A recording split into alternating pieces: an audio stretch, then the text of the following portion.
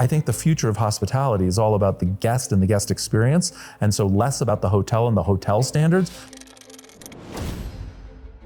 So if you own an Airbnb or a hotel, there's a ton of opportunity to up your revenue through ancillary services and add-ons or just these a la carte amenities. I think that there's very tough competition in terms of room rates and in terms of Airbnb, like whole house buyouts or whatever, but very few people are doing these ancillary services that can be quite profitable. But more importantly, they're delighting your guest, which means that you're building a brand and you're getting repeat guests and they're telling their friends and so on and so forth. So think about all the different things that somebody might do in your area, whether it's massage or a chef or daily cleaning, every other day cleaning. It could be golf instruction, kiting instruction, it could be gear, equipment rental, it could be any number of things. Just know where your location is and what people are coming to do and offer these ancillary services, but don't sell them, right? Like nobody wants to be sold, nobody wants to be pushed. That gets kind of weird.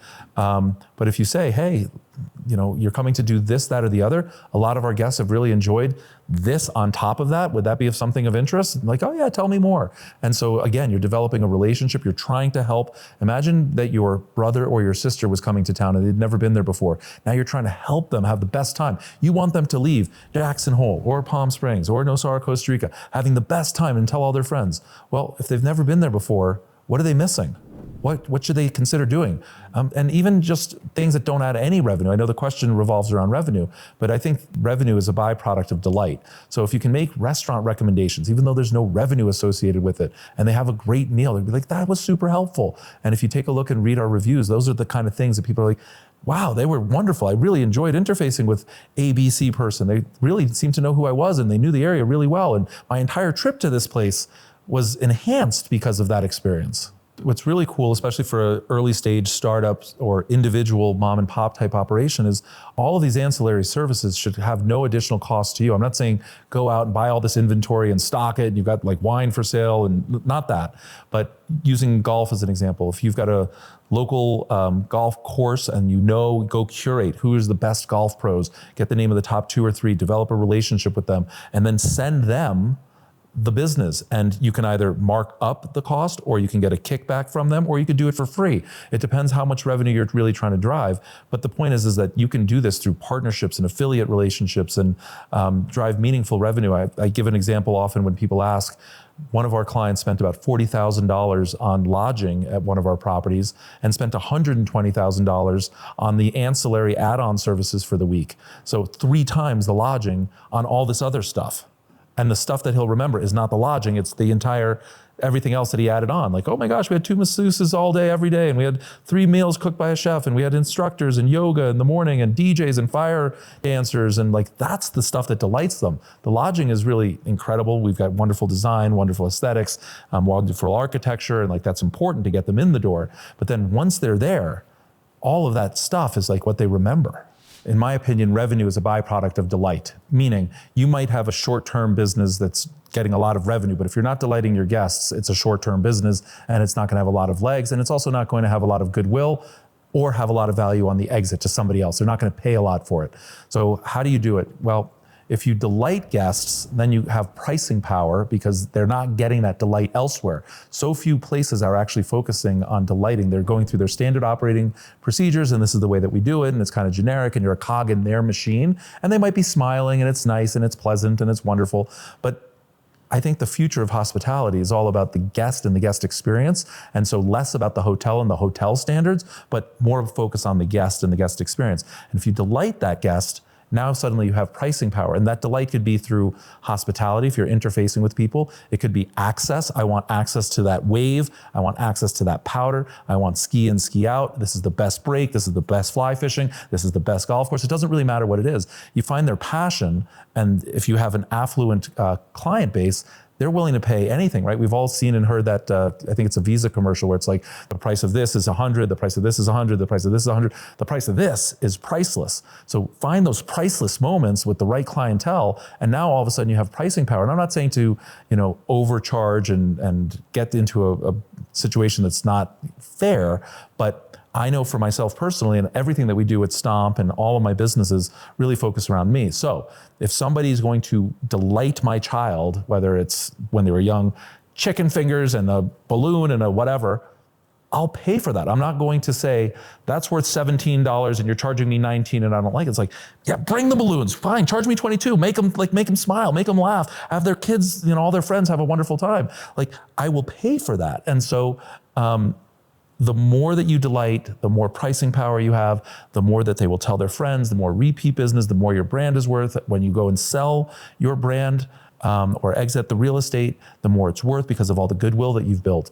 But most people focus on the revenue, and then delight is secondary. And I think if you focus on the delight, the revenue follows. If I was going to get started, I would definitely use Airbnb. But one lesson that I've taught forever on my YouTube channel is don't be platform dependent. So even if you prefer Airbnb, list with Vrbo, maybe consider doing Expedia, definitely have direct bookings. And the reason is because your entire business depends then on that one platform.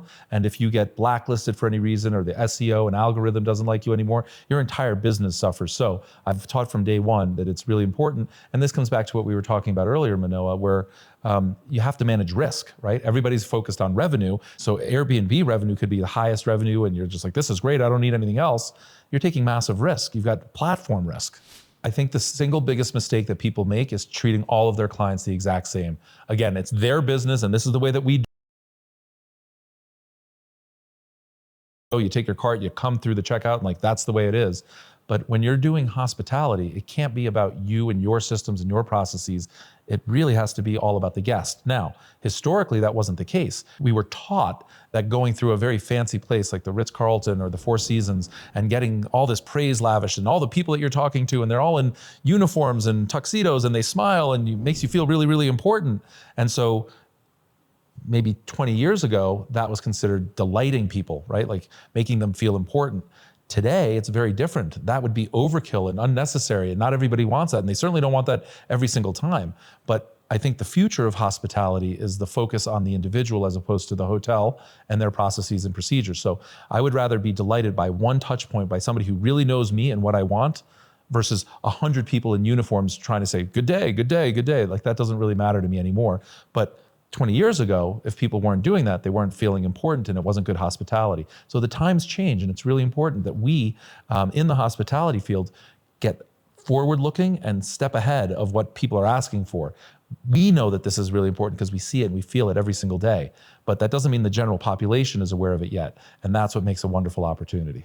It just seems like service standards have really diminished in America, where people were just doing it, and it's just a job and they don't care what they're doing. They could be driving a truck or helping somebody at a 5-star hotel. And the labor pool really diminished in terms of numbers. So as people were keeping their businesses open, they were hiring anybody that would like take the position in the job, not necessarily training them enough. And so it really adversely affects the way that you feel about that property, that location, that day. Your memories might be dealing with like frustration as opposed to delight. And then the flip side is if you go travel in, say, Europe, where historically people say the hospitality is a level down and there's no tipping and so on and so forth. What you actually find is you find people that are career hospitality professionals. Like, they love giving great service, and they do it not for the tip, right? So it's counterintuitive. Here in America, we tip, which is to ensure proper service. That's what tip stands for. But in reality, what that does is create a transaction. I will treat you well because I expect you to tip me.